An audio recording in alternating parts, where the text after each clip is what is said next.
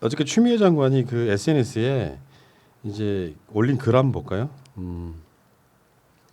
고 김용현 검사의 어머니께서 꽃다발을 보내주셨습니다. 지난 10월 저는 김용현 검사의 희생이 우리의 참여 속에 정의로움으로 우리 안에 다시 새겨지도록 하겠다고 말씀드린 적이 있습니다.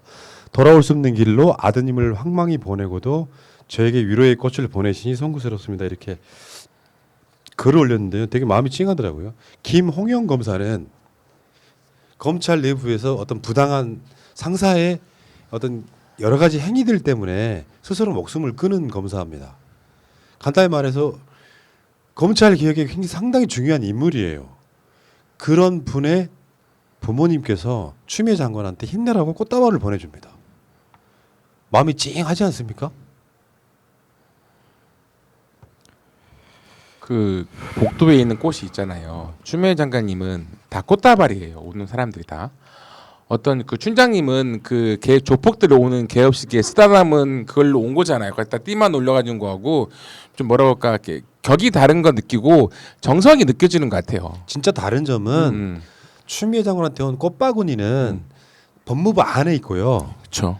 그 윤석열 대검 길거리에다가 그냥 과시하듯이 그냥 이걸 뭐라고 하니? 근데 이렇게 그걸 그냥 화환 종류 중에 하나에 세워놓는 거. 간판 세워놓는다 그러더라고요. 그러니까 그 차이가 좀 있는 거죠. 나이트클럽 개업식 때 있던 거잖아요. 그런 것들. 그러니까 태도가 다르잖아요. 이거 같은 경우는 동일한 꽃바구니라도 누구한테 누가 보내왔는지 어떤 의미에서 보내왔는지도 분명하고 이거를 사람들 앞에 과시하려고 전시돼 있는 게 아니고 말 그대로 법무부 사무실 안에서 있는 거고 그건 이제 사진을 찍어서 바깥으로 이제 알려지긴 했지만 그런 부분에서 그러니까 뭐라 해야 되지 사람을 대하는 태도. 그러니까 이런 부분에서 나타나는 거죠. 정말로 어떤 태도로 국민들을 대하고 어떤 태도로 국민들에게 다가서고 있는지가 이렇게 간판 세우듯이 꽃을 놔두고 자기네들이 이걸 치우니 안 치우니 하고 있는 거하고 이것처럼 꽃을 보내준 사람의 마음을 다시 한번 생각하면서 내가 뭘 해야 될지 가다듬는 거하고는 정말 차원이 다르잖아요. 그건. 그러니까 실제로 검찰 개혁을 바라는 사람들의 마음은 추미애 장관이 성공하길 바라는 마음이거든요. 추미애 장관이 이걸 완수했으면 좋겠다고 하고 최근에 배수의 진을 쳤죠. 내가 검찰 개혁 완성하기 전까지는 선거 안 나간다는 거예요. 간단히 말해서 장관직 유지하겠다는 거거든. 윤석열은 굉장히 엄청난 상대 강적하고 지금 마주친 거예요. 보통의 상황이라고 하면요. 대충 서로 눈치 봐가면서 사실은 조국 장관이 법무부 장관직을 유지하고 있다면 비슷한 모습이었을 거예요. 서로 대치하면서 네가 뭔데 뭐 법학과 교수가 뭘 안다고 무시하는 경우가 꽤 많았을 거라고 생각이 드는데 문제는 추미애 장관은 윤석열보다 아마 기수로가 한 9기수 정도 위일걸요. 연수원 기수로. 그렇죠. 네. 나이는 이제 윤석열이 구수를 함으로써 엄청난 선배이기도 하고 여당의 중진 정치인이기도 하고 심지어 직전 당대표이기도 했고 하는 강적에 부딪히다 보니까 사실은 대놓고 말을 잘 못하고 그냥 이런 거 있잖아요. 그냥 뚱뚱한 토라지 나이가 자기 엄마를 마주보지 못하고 밥 처먹어 했더니 안 먹고 지금 골방에 갇혀 있는 그런 느낌이 사실 있거든요. 엄마의 마음을 자르면 되겠다.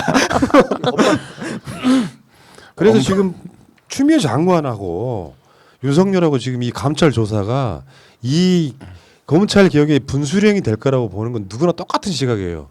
윤석열이 어떻게 나오느냐. 선택지는 사실은 내가 봤을 때 두 가지밖에 없는 거거든요. 사퇴하거나 감찰을 받거나.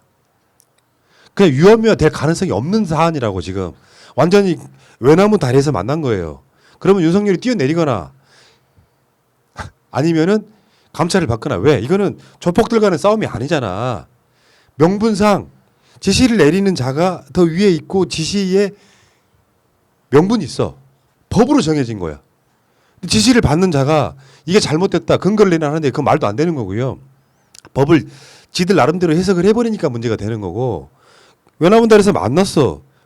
훨씬 더 명령 지시를 받아야 될 자가 버티는 건 불가능합니다. 근데 그 추미애기 때문에 그게 더 버티는 게 더 불가능해요. 그러면 외나문달에서 뛰어내리는 걸 나는 바라는 거예요. 뛰어내려줘야지. 이것은 내가 봤을 때 윤석열의 숙명과도 같은 거야. 사람이라면 그렇게 해야 돼. 근데 이게 추미애 장관님께서 정말 말 그대로 이렇게 윤석열이 물러났을 때 추미애 장관님이라든지 검찰에서 이렇게 윤석열이라든지 윤석열 가족에 대한 수사를 봐줄 리도 없고 그리고 그렇다고 해서 이렇게 윤석열이 자기에 대한 본격적인 수사가 시작됐을 때 거기서 빠져나갈 수도 없는 거니까 물러설 수가 없다라고 저는 봐요. 그러니까 어떻게든 끌려 내려가더라도 말 그대로 달라붙어 있다가 질질 끌려 내려가는 모습을 보여주는 게 본인은 그게 더 낫다라고 좀 판단하는 것 같습니다. 제 생각에는 정말로 말 그대로 해임을 하거나 뭐 예를 들어서 뭐 직무 배제, 막 직무 정지 막 이런 거 하면 막 행정 소송하면서 막 내가 감찰 좀 안 받았다 칩시다 막 이러면서 끝까지 버틸 것 같아요. 저는. 빠져나갈 수가 없는 거니까. 알아서 그냥 그만두겠거니 했는데 안 나가고 저러고 버티고 있으니까 추미애 장관 입장에서 그거를 봐줄 리 없잖아요. 그럼요.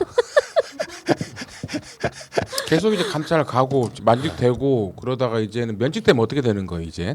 그러면은 그쪽이 없어지는 거는 아 예를 들어서 검사가 뭐 여러 가지 방법이 있겠지만 그런 식으로 징계를 받고 이렇게 하는 경우는 변호사 개업도 못하는 경우도 생깁니다. 2년인가? 예, 그 법무법인 동안인가? 그 판사 출신 변호사님 누구셨지? 이따가 칩시다. 아 예. 훌륭한데? 많이 들었어. 그분이 그 업무 중에 징계를 받으셔서 2년 동안 변호사 등록이 안 돼가지고 법무법인 사무장으로 근무를 하셨었거든요. 사무장. 좌우로 정렬, 이정렬. 맞아. 아, 그분 본드. 그러니까 그분 예처럼 그렇게 본인 말 그대로 변호사도 못 할 수도 있죠. 변호사도 아니 정치로 나가실 분이 뭐 변호사의 뭐 몫이 있겠습니까? 이분이 정치할 수 있을까요? 저는 그러니까 저는 그들 주위에서는 뭐 이상한 언론사애들은 뭐 띄워주고 있는데 그러니까 뭐 이상한 언론사 애들이랑 노래방 가서 노래나 부르면 돼요. 오 마이 노래방. 줄리아. 그 노래 아니 빈센티레니까. Steady, steady night. 네. 줄리야. 오 마이 줄리아. 줄리야. 그러니까 지금 내가 봤을 때는요, 진짜 다음 주가 분수령이 될 것 같아요. 이거를 마냥 거부하는 건 불가능하다고요. 근데 추미애 장관 스타일이니까 사실은 안 받을 거 알고 던진 거예요. 그렇죠. 생각해봐. 윤석열이 고분고분하게 감찰을 받겠다고 던졌겠어요? 네. 안 받을 걸 다 예상하고 수를 내다보면서 던지기 시작하는 거라고. 요거를 지금 뭐 민주당이나 이런 이쪽 내부에서 추미애가 너무 경솔하다고 하는 사람들은 다 잘못된 거예요. 심지어 이낙연 대표가 문재인 대통령과 독대를 하고 나와서 추미애 장관과 김현미 장관을 교체하는 것을 건의했다라고 하는 가짜뉴스가 딱 나와요. 그게 이 연장선상에 있는 거예요. 말하자면 거죠. 그러니까 이낙연 대표가 봤을 때는 추미애 장관이 뭘 잘못해가지고 윤석열이 저렇게 하는 걸 오히려 빌미를 주고 있다라고 하는 뉘앙스를 갖고 대통령한테 추미애 장관하고 부동산 문제 등에 있어서 김현미 장관을 자르십시오라고 했다는 가짜뉴스가 나와버려요. 추미애 흠집 내기에 이게 막 동원이 되는 거죠. 근데 그쪽 바닥이 원래 그런 거야. 정치권하고 이렇게 언론하고 이렇게 서로 막 술자리에 만나다 보면은 지들끼리 내피셜을 막 쏟아내요. 이낙연 대표가 문 대통령 만나가지고 야 저거 이런 거 있죠. 추미애 장관이 윤석열 컨트롤 못해서 지금 저렇게 분란이 났으니까 추미애 잘라야 된다고 이야기를 했다. 건의를 했다. 이렇게 하면 추미애 장관의 리더십이 급격히 악화되겠죠. 사람들 귀는 되게 얇아. 아 추미애가 되게 좀 잘못하나 보다 하는데 제가 보기에는 아니에요. 이렇게 세게 할 수 있는 사람은 추미애밖에 없어요. 지금 여기서 만약에 물러서잖아요. 검찰개혁 우리나라는 영원히 못해.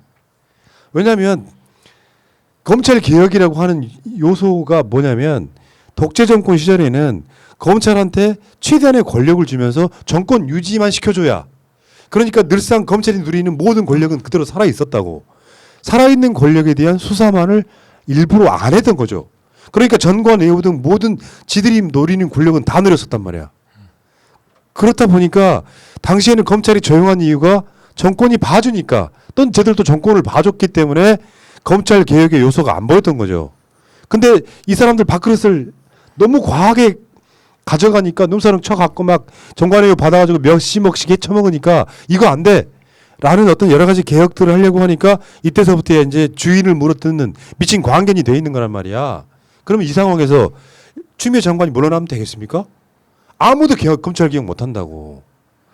이게 검찰 개혁하는 방법이 추미애 장관 물러나게 하지 않으려면 국정원을 동원하는 수밖에 없는데 민주정부에서 그게 가능해? 이게 이제 우리가 추미애 장관님 추다르크라고 하잖아요. 추다르크라고 하는 건 잔다르크에 비유하는 거죠. 그래서 여러분들한테 한 가지만 이야기하면 잔다르크가 영국에 의해서 만유 재판으로 화형된 건 맞는데 실제로 잔다르크를 그 상황에 몰아넣은 거는요. 사실 프랑스였어요. 그러니까 추미애 장관님을 싸우면서 우리가 해줘야 될 일은 우리가 그 프랑스가 돼서는 안 됩니다. 절대로. 우리가 추미애 장관님에 대해서 지지해주고 밀어주면요. 절대 화형당하실 일이 없어요.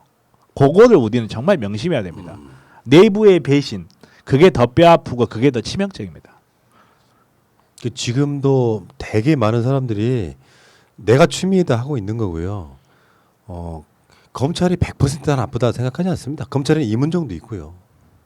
서지현 검사도 있고 진해훈 검사도 있습니다. 다수의 검찰들 중에 욕심만 탐욕만 가득 차가지고 눈사람만 가는 건 아니에요. 다만 대한민국 사회에서 앞으로 검찰이 된다고 하는 것은 돈 벌기 위해서 스폰서한테 돈 받아가지고 눈사람 가고 온갖 향락을 누리고 고추장 마요네즈를 쓰고 정관예우 받고 수십억을 벌고 이런 검사가 아니라 그 로스쿨을 통해서 검사가 되든 뭐가 되든 간에 앞으로의 검사들은 기소의 권한을 가진 조국 장관처럼 표적 수사를 하거나 뭐 짜맞추기 수사를 하거나 말도 안 되는 수사를 통해 가지고 자신들의 기득권을 보호하려고 하는 세력들 자체의 생각을 바꿔주는 거라고 생각을 하거든요. 지금 본질이 막 훼손돼 가지고 뭐 검찰이 살아있는 권력을 수사했기 때문에 윤석열을 지금 탄압한다는 프레임은 다 거짓말이에요. 그 사건은 다시 한번 말씀드리지만 윤석열이 조국 장관에 대한 개인적인 원한이든 잘못된 사모펀드이든 정보든 자신이 건의했던 것이 받아들여지지 않음으로써 물론 추측은 할 수 있죠. 조국 장관 자체가 문재인 정부 들어서 민정수석하면서 검찰 개혁의 선봉에 섰기 때문에 검경 수사권 조정을 안을 만들어낸 사람이에요. 김부겸 행자부 장관하고 박상기 법무부 장관하고 사이에서 그렇다 보니까 법무부 장관으로 조국이 오면 검찰 개혁이 상당 부분 우리의 기득권을 뺏기겠다라고 시작된 이 전쟁이 마치 살아있는 권력을 수사해서 윤석열이 탄압받는 것처럼 말하는 건 다 기레기 같은 짓이에요. 다시 한번 말씀드리지만 조국이 뭘 해먹었습니까? 그러니까 이 상황에서 지금 많은 사람 진보 쪽인 사람들이 어떤 경우는 윤석열 지지하는 사람도 일부 있다 그래서 드리는 말씀이에요. 큰 틀에서 볼 줄 알아야지. 추미애는 진짜 지켜야 되는 거죠.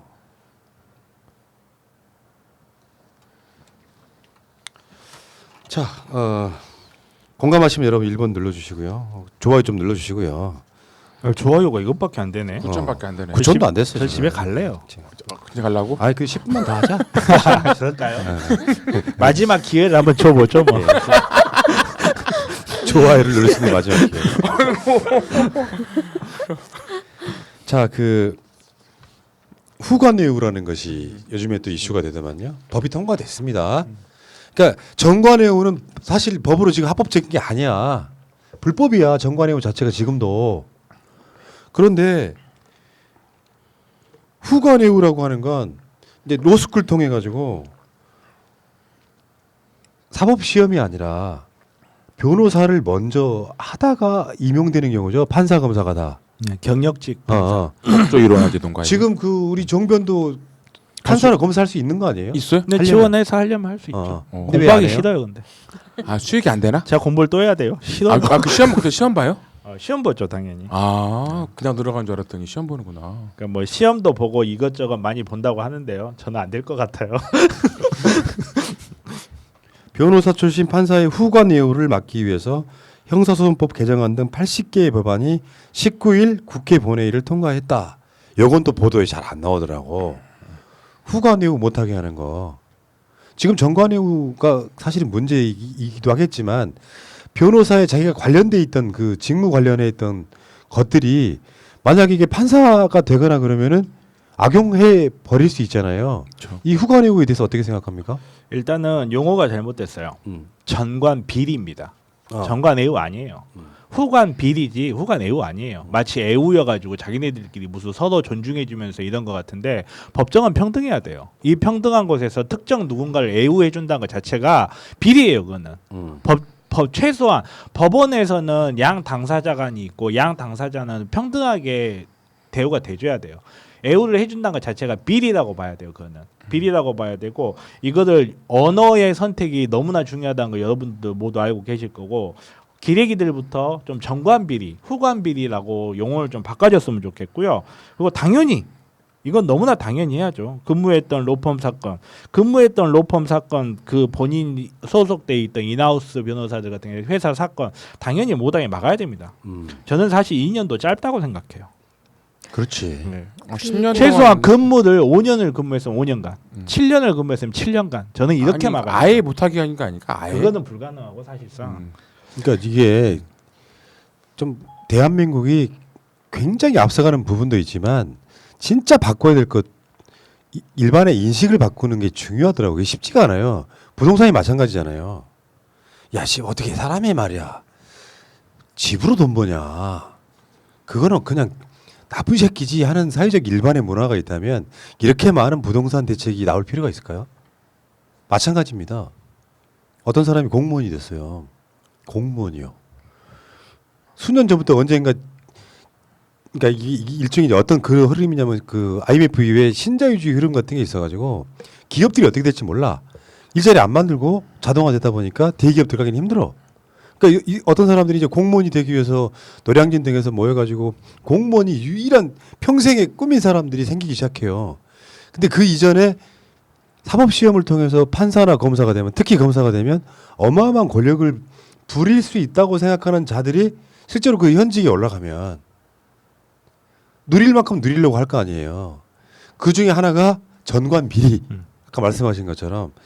그래서 부장 정도로 뭐 이제 나오면 기본 한 몇십억은 번다. 검사장 출신 정도 되면 진짜 한 50억 이상 번다. 이런 게 일반화되고 그것을 유지하기 위해서 계속 이런 짓들을 한다면 아까 말한 일반의 방법들이 있잖아요. 머릿속에 정말 저 쓰레기네가 돼야 되는데 상당히 옛날 사람들은 그런 마인드가 없어요. 당연한 거라고 받아들이는 거야. 검사의 전관 비리 같은 게 당연하다고 느끼는 거예요. 아이 씨발 그렇게 어려운 시험 합격해가지고 검사까지 됐는데 월급이 박봉이어가지고 현직일 때는 못 벌었더라도 변호사 개업할 때는 돈 벌어야지? 이 생각 가진 사람들이 실제로 일반에 있다는 거야. 이걸 바꾸라는 거예요. 공무원이 뭔데? 실제로 내가 그 복지과 소사이티 관련한 정권연장 싱크티 같은 거 해보면은 선진국이 가장 잘 돼 있는 것 중에 하나 그런 거예요. 공무원이 되려고 하는 자들의 마음가짐이 우리랑 달라. 봉사의 마음으로 가는 거예요. 정치인들하고 똑같아. 선출직은 아니지만 내가 국민들을 위해서 봉사하겠다는 마음 갖고 있는 사람들이 공무원이어야 된다고. 그러니까 우리 아이한테 내가 말해준 적이 있어요. 야, 예전에 교통경찰관들이 그 이상한 데에 써 있어가지고 돈 5,000원씩 받았다 딱지 안 끊고 그런 거 말해주고 선생님들이 촌지 받을 거 아니 하니까 어떻게 그런 일이 있었냐고 표현을 했습니다. 근데 그게 불과 우리 20살짜리 아이는 믿어지지 않는 현실이에요 지금요. 그렇지만 불과 우리나라가 10년 20년 만에도 그래왔고 당연히 기존에 있는 어른들은 그렇게 공무원이나 선생님이 되면 그렇게 받는 것을 당연시 여겼죠. 그런 사회가 없어졌어요. 마지막 남았던 게 이젠 검찰이라고 생각해요. 그런 비리들이 이렇게 되면 우리나라가 진짜 공정한 나라로 되는 거라고 생각합니다. 이제. 옛날 영화 중에 강철중이라고 있어요. 강철중. 알지. 공공의 적이라고 영화인데 제가 그 영화를 재밌게 보긴 했는데 진짜 싫어하는 단어가 하나 나와요. 그 강철중이 사고를 쳤는데 그 강력계 부장이 와서 그런 말, 야 우리 애들이 얼마나 고생하는데 그것 좀 처먹어도 돼 이런 말이 나오거든요. 그게 근데 사실 우리나라 고위 공직자들 머릿속에 상당 부분 박혀 있는 사고입니다. 그렇죠. 우리 애들이 야 그 어려운 시험 봐가지고 그 어렵게 공부해서 고생 얼마나 했는 줄 알아? 밤에마다 짜장면 냄새 맡고 싶어가지고 다시 돌아온 놈도 있어. 뭐 이런 이야기하면서 검사도 고생 많이 했는데 나가서 돈이라도 많이 벌어야지. 그 정도 할 수 있는 거야. 애우지 애우. 선배에 대한 애우. 동방애이지국. 정말로 이렇게 이야기하시는 분들이 어마어마하게 많아요. 그런 부분들 생각했을 때 정말 이거는 비리라는 거를 기본적으로 사고로 깔고 들어가야 됩니다. 맞습니다. 네. 그 후관 비리 막는 법안이 꼭 필요했던 게 그동안에는 예규라서 안 지켜도 되는 거였잖아요. 그래서 이런 사건이 있을 때 기피 신청하거나 회피 신청을 하는데 2017년부터 2019년까지 관련돼서 이렇게 신청된 건이 민사가 1631건이었는데 2건만 허락이 됐고요. 그다음에 형사가 716건 접수됐는데 2건만 기피 회피 이게 됐거든요. 우리나라 법원에서요 법관 기피 회피 신청하는 거는요 실질적으로 나는 이 소송 지고 대대로 고생한 게 전체다 그러겠네 진짜. 진짜 그러겠다. 네가 감히 우리를 선택해? 이런 거잖아요. 네, 거의 그런 취급 당하니까 절대 하지 마세요. 아니 그렇게 하라고 해야지 절대. 불이익을 당사자가 불이익을 받는데 그 어떻게 진실을 말해주면 변호사- 우리 새날 구독자들이 판사들을- 좋아할 거 아니에요. 판사들을 꾸짖어야죠. 10,000명 됐네. 제가 왜요? 금태섭 재산이 나는 그 양쪽 다 선택적으로 이런 거 있잖아요. 금태섭 재산은 일반적인 민주당의 운동권 했던 정치인들과는 다르잖아. 간단히 말하면 그러면은 우리 불쌍한 우리 김민석 의원은 빚만 5억이고요. 마이너스 5억인 거야. 예, 그게 검찰이 만들어준 거거든요. 추징금 때문에 그런 건데. 근데 검사하고 나와가지고 일단 전관 비리로 돈을 쳐 벌어. 예? 그리고 기본적으로 자기는 부잣집에 태어난 데다가 처갓집도 부자야. 와우. 세상 부러울 게 없지. 조국 우습게 보이는 거죠. 그런 맞네. 마인드에서 보면은 지금 이 현찰 예금돼 있는 것도 거의 한 10억 되지. 쓸데가 없어가지고 그냥 은행에 현찰이 한 10억 있어요. 가까이 10억이 다 되지는 않지만 9억 가까이 있더라고. 부럽다 진짜. 고양이 샀어. 아니 뭐 11억도 있는지 없는지도 기억 못 하시는 분도 있고 하니까. 아그 조수진. 아 그분이세요? 저는 누구를 특정해서 말한 건 아닙니다. 오해하지 말아주세요. 살려주세요. 뭐 곽상도 재산 내역이 검사를 그만두고 청와대 민정수석으로 갈 때의 재산이 확 불어나는 게 있어. 대개 보면 검사장 정도 마치고 가면은 재산이 안 불어난 게 이상하고 대표적인 사람 황교안 있잖아. 6개월 동안 17억인가 벌었으니까. 그건 많이 번 거가 덜 그렇지 번 한 건가. 달에 1억 정도를 벌었다는 거고 그것도 아마 드러난 것만 그 정도일 거예요. 그렇죠. 세금 그쵸? 낸 것만 네. 그 정도겠죠. 다 그래 지금 생각해보면 검사 알려진 것만. 출신들이. 예. 아씨 검사해라. 어? 검사해라. 아니, 공부 또 하기 싫다니까요. 싫어 나 고양이 치는 노인 할 거야. 아니 우리가 이 사람들이 진짜로 농담처럼 한 말이지만 부러워서 하는 말이 아니고요. 이게 선택받은 자라고 느껴지는 이런 자들이 대한민국 사회의 모든 경제와 정의를 교란시켜 버리는 거예요. 이런 노또가 어디 있어?